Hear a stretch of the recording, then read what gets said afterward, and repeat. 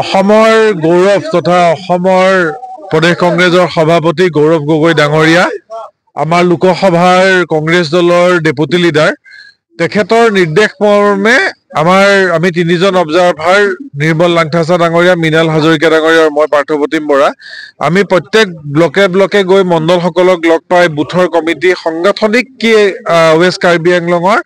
অৱস্থা চলি আছে কেনেকৈ ঠিক কৰিব পৰা যায় কেনেকৈ কংগ্ৰেছ দলে শক্তিশালী কৰিব পৰা যায় তাৰে প্ৰতি লক্ষ্য ৰাখি আমি ইয়াতে কাম কৰিছো সকলোকে লগ পাইছো সকলোৰে মতামত লৈছো আৰু সকলোৰে মতামত লৈ আমি 20 তাৰিখে গৌৰৱ গগৈ ডাঙৰীয়াৰ লগত কথা পাতি ইয়াত যে সংগঠনটো আমি বহুত শক্তিশালী কৰিব পাৰো তাৰ প্ৰতি আমি ইয়াৰে মিটিংবোৰ কৰি আছো ইয়াৰ পিছতো বৈঠালাংছুত এখন মিটিং আছে বৈঠালাংছুতো আমি কিছু কৰ্মী লগ পাই যাম আৰু লগতে ইয়াত আহি আমি দেখা পাইছো কাৰ্বি পাহাৰৰ যি অভিযোগ উঠিছে কি বৃহৎ কেলেংকাৰী বৃহৎ ডাঙৰ ডাঙৰ অট্টালিকা বনাইছে তাজমহলৰ নিচিনা তুলিৰাম ৰংঘাঙৰ যি অভিযোগ উঠিছে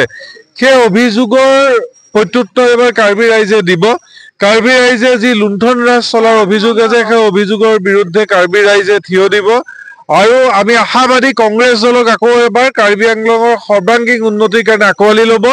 গৌৰৱ গগৈ নেতৃত্বত কংগ্ৰেছ দলৰ চৰকাৰ ২৬ত অসমত হ'ব আৰু ২৭ত আমি কাৰ্বি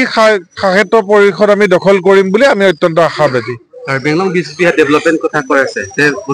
পশ্চিম কাৰ্বি আংলং কি দেখা পাইছে পশ্চিম কাৰ্বিলৈ ৰাস্তাই নাই আমি এতিয়া যেতিয়া ডংকামংকাৰ পৰা আহিছো ৰাস্তাই নাই আহিবলৈ ভয়ে ভয়ে আহিছো ৰাস্তাই নাই গোটেই মাটি গতিকে একেবাৰে ৰাস্তা নাই হেৰি নাই তেনেকে কি ডেভেলপমেণ্টৰ নামততো বিগ জিৰ' অকল পাৰ্চনেল ডেভেলপমেণ্ট হৈছে যি বিজেপিৰ তুলিৰাম ৰংঘাঙৰ হয়তো পাৰ্চনেল ডেভেলপমেণ্ট হৈছে কিন্তু ৰাইজৰ ইয়াত ডেভেলপমেণ্ট হোৱা নাই ব্যক্তিগত ৰাইজে নিজৰ জীৱনৰ জীৱিকাৰ উপাৰ্জনৰ বাট বিচাৰি পোৱা নাই গতিকে কাৰ্বি আংলঙৰ যি অৱস্থা আছে আৰু বেয়া হৈ গৈছে আমি আশা কৰিম আগন্তুক দিনত কাৰ্বি আংলঙক যাতে কংগ্ৰেছ চৰকাৰখন যেতিয়া আহিব